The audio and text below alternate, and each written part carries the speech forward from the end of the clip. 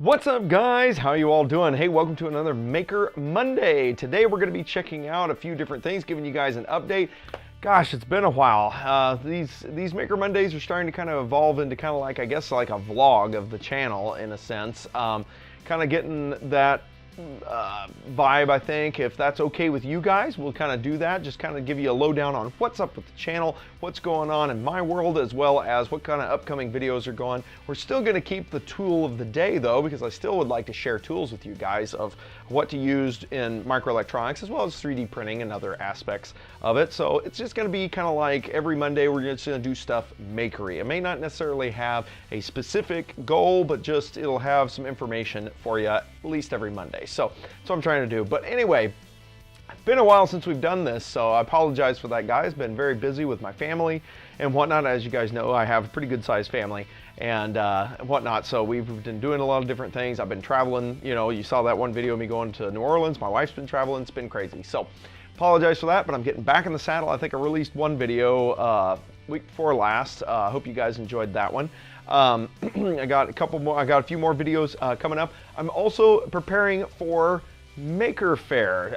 This is the time of the season for the Wichita Mini Maker Faire. Normally that's done in July, but this year they decided they'd change it up and they would do it in April. So the April, let's see, I believe it's 26th and 27th. I'll put links up here, whatever. I'll put a link down below in the description for you. But out here in my town of Wichita, Kansas, we're going to be having our Maker Faire at Exploration Place. And it's basically going to be a real good fun time. I think you guys have seen, I've tried to live stream it before. Now, differences this year, I may try to do it again this year. It depends on whether or not I'm going to have help or not. I don't know if my wife's going to be able to make it to help me, but I do have a Windows Surface now, courtesy of my beautiful and wonderful wife, which you guys have seen kind of throughout my videos. But anyway, she got me that for Christmas. I've absolutely adored having that Surface just because it's not a laptop. It's a tablet, but yet it's a laptop, if you know what I mean. If you have a Surface, you'll know what I'm talking about. So it's nice to be able to carry my 3D printing software with me, 3D modeling software with me, all the different programming IDEs and things like that, Arduino IDE and all that stuff, and be able to program things, build things, and do stuff, you know, while I'm mobile. Another great thing is I can take that webcam that's right here on my computer that I use for my face cam when I'm doing stuff on the computer for you guys. I can use that to basically do some live streaming, hopefully I can get a good internet connection. So it's really cool. I encourage you to check it out if you're in the area or you feel like coming to see me. And stop by the booth. I love meeting you guys. I've met a few of you guys since in the past Maker Fairs I've done. So I really enjoy that. I really enjoy meeting you guys and talking with you guys and seeing what you guys look like on the other end of the computer screen. So definitely check that out. Mark that on your calendar if you would like to come see me, or just check out some really cool projects and really cool makery stuff. All right, like I said, it's going to lead me into the next one. I found something that I think is absolutely positively fantastic fun to make, and it's perfect for Maker Faire as a hands-on thing, but I'm going to mention it to you guys, and that is Acoustic Levitation. I've got a picture of it right here. What it's basically is it's a way of using sonic transducers that basically produce sound, not necessarily like a piezo speaker or a speaker, they're a little different, but basically you can send high frequency sound waves out with quite a bit of energy in them, so to get a very solid pressure wave. And you basically form them in kind of a conic. If you check out this, I'll put a link down below to check it out for yourselves. I actually found this on a Reddit post, but Reddit has become a great place to talk and share knowledge and whatnot in the maker deal. And by the way, I created a subreddit. Yes, that's right. I now have a subreddit. I got enough karma to be able to create my own subreddit, so I post that every now and then. It's just reddit.com/r/misperry, so you can come by and check that out if you want to, you know, see what kind of Reddit posts I do. So if you're a Redditor, I don't know what we call it, but if you're a person that reads Reddit a lot, come check out the Reddit, the subreddit that is for the channel. It's pretty cool. I've got, every time I see something cool like this acoustic thing, I throw it up there just so you guys can see some of the stuff that I'm interested in if you would like to. So check that out. But this seems like a really cool project, and they sell kits. Can't remember who makes it right off the top of my head, or at least who's selling it. Give me a second. Okay, so I looked real quick. It looks like it's going to be Maker Fabs is the one that hosts the kit.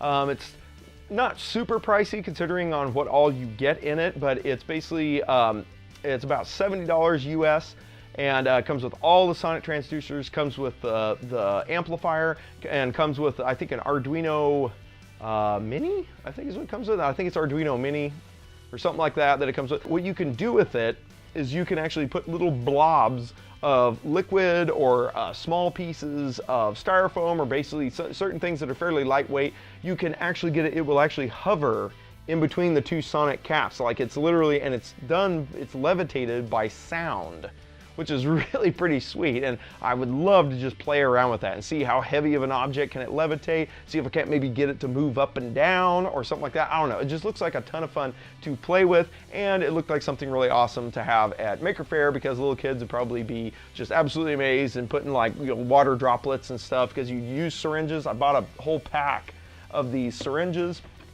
This isn't the tool of the day, by the way, but these are good to have, just some basic syringes that I had, and they've got some little tips, I think, some little needle tips and whatnot to screw onto them, and that way you can kind of inject, you know, control how much liquid you're squirting in there. So guys, that brings me to the tool of the day. So the tool of the day today is gonna be oscilloscopes, okay? So now everyone, I'm sure, has seen these. Basically an O-scope or an oscilloscope, or however you want to say it. But this is by far, if you're going to do anything with electronics, you need to get a scope, okay? A scope of some sort. These things are absolutely magnificent. They allow you to see so much into the world of electronics that it's just fantastic. In fact, a video that I'm going to be releasing this week is one about the TiVo Little Monster that I had quite a few problems with it. Nothing major, nothing that would make me say don't buy it. It's still a fantastic printer. It's one of the printers that you have to assemble. You know, it's one that, you know, you may have to tweak and tinker with. And so if you're into that, if you're like me and you're one of those tinkerer people, it's a fantastic printer, and the build volume is massive. So anyway, so I still recommend it. But there was a problem that I used the good old oscilloscope to basically help solve. So talking about oscilloscopes now, first thing you see is you go, well, these are ragingly expensive. Like this guy, this is a great oscilloscope. I've really enjoyed it. It is the Rigol DS1054Z, if I remember right. Yeah, Z. This guy is fantastic. It has 4 channels, okay? 4 channels. I think it's 1 gigasample. Let's see, 4 channels, 50 megahertz, 1 gigasample per second. Now that's something I would like to mention real fast on, while we've still got just a little bit. Do we have a little bit of time? We got about a minute or two. Okay. Thing about an oscilloscope, you want to look at the sample rate, okay? Because especially these digital ones. The old analog scopes, that's different. That's a whole nother deal. They're actually showing you the real signal because it's all done through analog. The digital ones use analog digital converters and digital to analog converters and things like that. So the sample rate matters. Basically, the finer the sample rate, the more of the true signal you're gonna get. So with this guy being sub, you know, $800, I think he's like $400, maybe $300. I can't remember. I haven't checked in a while. But with this guy, the Rigol DS1054Z, this guy is fantastic because he's not very expensive, but it's also a gigasample scope. And what I mean by that is if you have things like transients or problems that trigger within like nanoseconds, if you get a scope that's not in the gigasamples, if it's only megasamples, you can only get down to really about microseconds. You can only trigger on about microseconds. So if you're trying to do high-speed logic or something like that, you're not gonna see it because it's not a gigasample, you know, whether it's 1 or 10 or 100 gigasamples, whatever, it's not gonna be able to catch those transients that are within the nanosecond range, okay? So that's why this one's great. Now, a lot of you, like I said, a lot of you go, well, but that's really expensive. You know, I'm just starting out in my electronics. I don't have, you know, $400 to spend on a scope right now, even though they are so useful. Not to worry, I have a solution for you. If you're just getting started, you're probably not going to be doing high-speed circuitry and things like that. You're probably not going to be going into hundreds of megahertz and things like that. In fact, you saw that that one was only 50 megahertz, right? Now, a great solution that I used for years, and if you're an old subscriber, you'll remember on my channel that I had this, but is one of these PC-based scopes. These are very cost-effective. This one is, I recommended, it was a great scope, is the Handtech. Okay, this one is the Handtech 6022 B as in Bravo, E as in Echo. So 6022 BE. So that's 6022 BE. Okay, this is a 20 megahertz scope.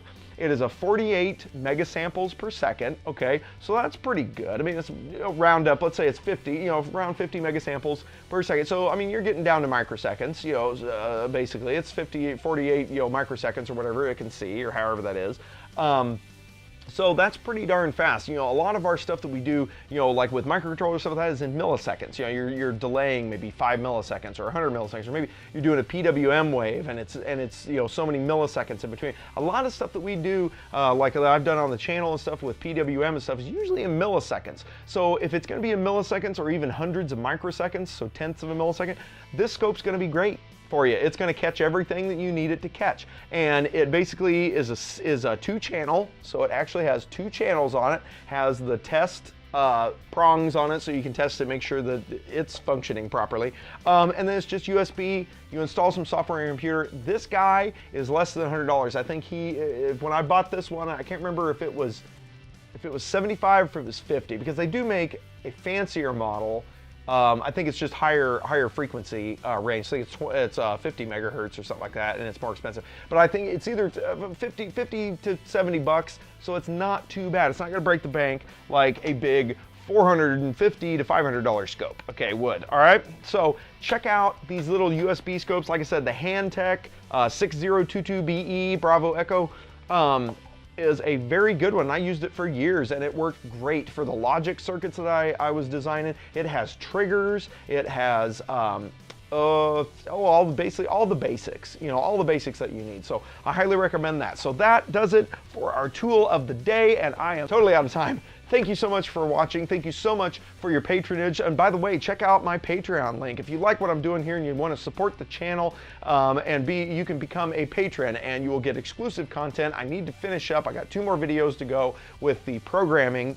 I'm teaching you how to program in C. It's exclusive only for my Patreon subscribers.